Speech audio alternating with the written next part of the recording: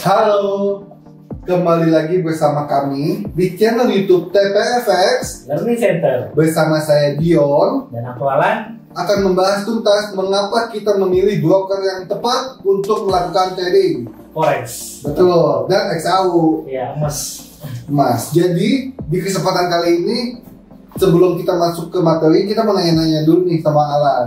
Lan, menurut kamu bakal memilih broker tuh yang kayak gimana dulu sih? Oke, mungkin untuk mengawali obrolan kita pertama, yaitu apa sih yang harus kita ketahui dalam memilih broker?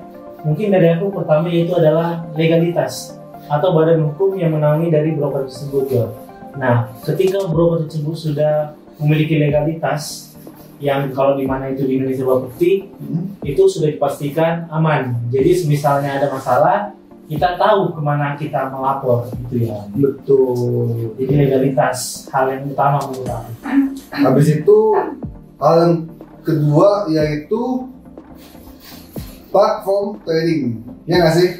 Ya bisa juga sih. Jadi ketika kita sudah mengetahui legalitas suatu broker, tentu hal yang sangat-sangat vital yaitu platformnya.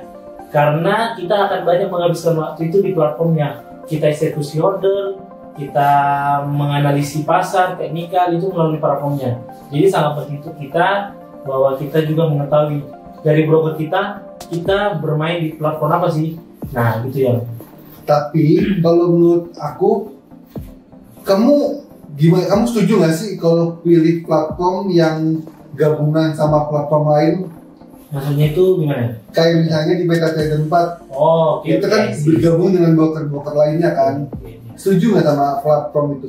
Sebenarnya bukan setuju atau nggak setuju sih, tepat atau tidak tepat.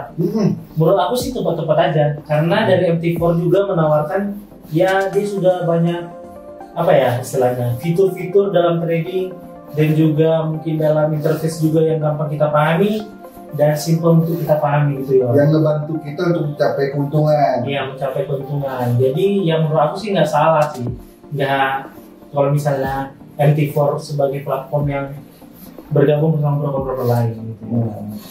Lalu kalau menurut pendapat kamu, bagaimana tentang broker yang menggunakan platformnya sendiri? Nah, sama yang kayak aku bilang ya, bukan benar atau salah, tepat atau tidak tepat. Kalau menurut broker tersebut bagi dia tepat untuk membuat aplikasinya sendiri, ya itu is fine, itu oke. Tapi ada juga beberapa broker yang dia lebih ke pelayanan, jadi dia tidak mau memasukkan platform, dia masuk ke MT4.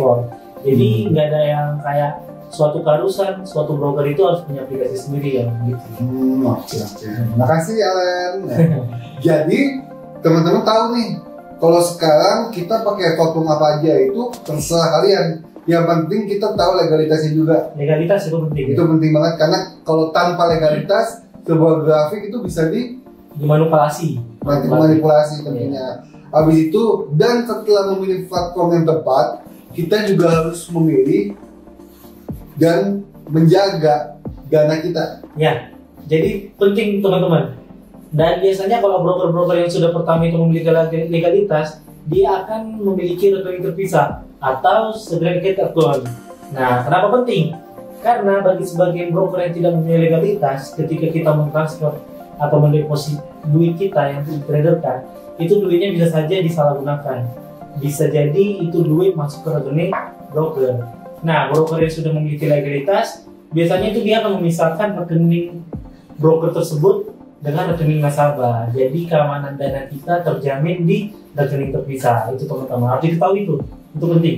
Lagi pula juga kalau dengan rekening terpisah itu lebih tahu manage uangnya juga. Iya betul.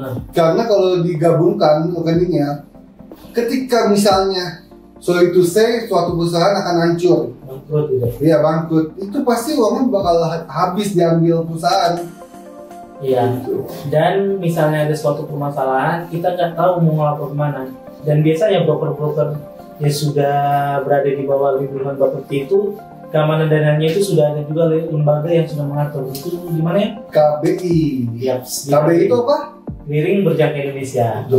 Jadi KBI itu tugasnya adalah mencatat dan menjaga semua dana nasabah agar nasabah merasa aman Iya. dan memberikan jaminan terpercaya buat nasabahnya. Nah. Jadi kalau sudah legalitas Bapepti jelas, otomatis Keamanan dana juga jelas. betul, apalagi Transaksi ya. Nah, jadi itu udah sebagai turunan teman-teman. Kalau misalnya dia sudah ada legalitas, dia sudah pasti bergabung di Bapepti. Bapepti dia ada bawahnya KBI yaitu soal dana, dan terakhir itu ada BBJ, yaitu di mana di BBJ pencatatan transaksi trading kita semua tercatat di situ teman-teman. Jadi ada historinya terkumpul jelas. Misalnya suatu hari ada masalah, kita tahu ke arah mana kita akan melapor. Tapi kalau misalnya aku nanya nih sama Alan nih, Alan setuju nggak sih kalau misalnya Alan pakai broker luar negeri? Nah, berbeda seperti pertanyaan tadi soal platform atau enggak platform, kalau di bagian ini aku tidak setuju ya. Kenapa? Karena menurut aku kalau ketika kita menggunakan broker luar, baik itu yang sudah terintegrasi atau sudah berizin di negaranya, tetap tidak serta-merta aman jika ditradingkan di Indonesia. Karena ada beberapa broker ya, ini aku nggak usah nyinggung merek kali ya, beberapa broker yang misalnya kita menghadapi suatu permasalahan, kita tidak bisa melakukan pengajuan hukum atau pengajuan penawaran hukum seperti ada masalah gitu ke bagian Customer service. Setuju banget, soalnya kebetulan juga karena broker luar negeri itu otomatis pakai bahasa luar. Transaksi. Habis itu juga internetnya internet luar. Yep. Kita susah banget buat ngaksesnya.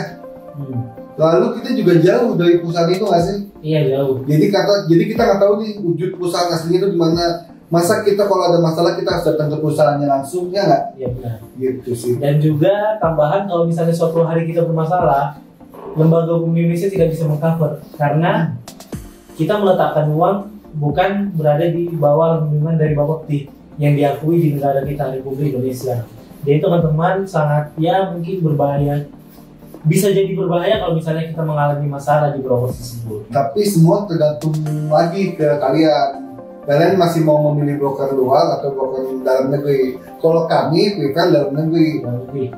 Yang pertama kita sudah pasti tahu legalitasnya, baru kita juga sudah mengerti bagaimana sistemnya dengan cara bahasa kita, dan juga tentunya customer service-nya gitu. Ketika ada permasalahan kita juga bisa datang ke kantor. Betul. Jadi mungkin kurang lebih seperti itu tentang pembahasan broker luar negeri dan dalam negeri. Habis itu tentang platform dan legalitas yang ada. Mungkin sekarang kita buka sesi tanya jawab kali ya. Betul. Kita telah mengumpulkan beberapa pertanyaan yang muncul, yaitu mungkin bisa tim kita tolong bantu bacain pertanyaan-pertanyaannya. Oke. Yang pertama, kalau di TPFX itu kalau kita mau trading minimum depositnya berapa ya? Oke, pertanyaan yang bagus dan menarik. Tapi pertanyaannya kita simpan dulu. Mungkin ada pertanyaan lagi? Ada lagi. Kalau di TPFX syarat-syarat untuk jadi nasabah itu apa aja ya? Oke, bagus banget pertanyaan yang sangat-sangat membantu kita juga dan membantu kalian semua. Oke, itu aja tim? Itu aja.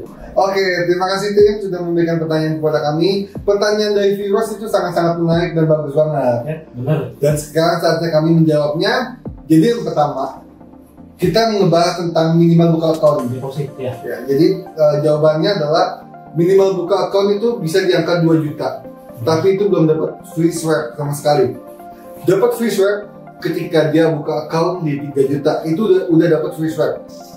Lalu untuk dengan modal yang 3 juta ini, itu kita bisa menghindari margin call dan bisa dibilang mengamankan dana, karena fluktuatifnya itu bisa membuat kita jatuh loss atau profit. Nah, pertanyaan kedua, syarat-syarat apa aja sih buat buka akun di TPFX? Kita bisa langsung minta tolong Alan buat menjawabnya. Oke.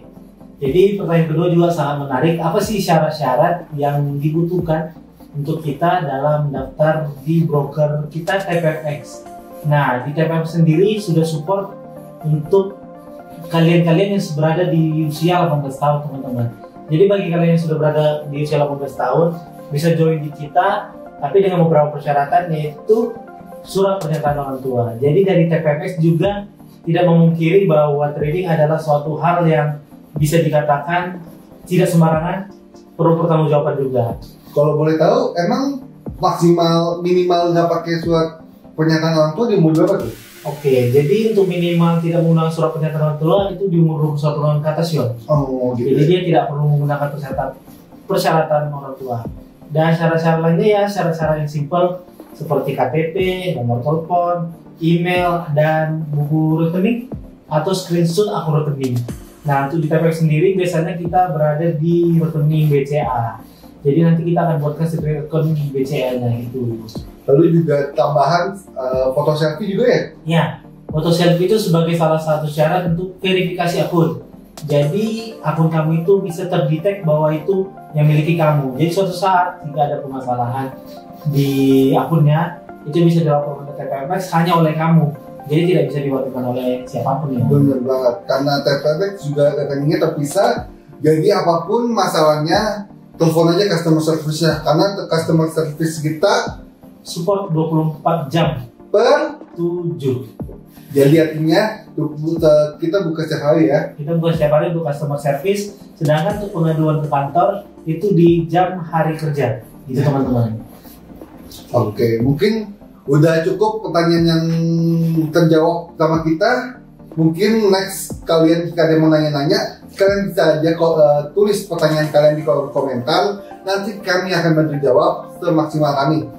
Mungkin dari aku cukup sih, dari kamu cukup? Cukup. Oke, mungkin cukup sekian yang bisa kami sampaikan di video kali ini. Kami undur diri, aku Dion. Dan aku Alan. Mengucapkan terima kasih sudah menonton. Dan jangan lupa untuk Klik tombol like, komen, dan subscribe. lalu juga share sih. Ya, share. Kalian bantu share teman-teman kalian ya. Oke. Oke, nanti kalian pastikan kalau udah subscribe bunyi loncengnya kayak gini. Oke, terima kasih buat semuanya. Kita pamit undur diri. Bye bye. Ya.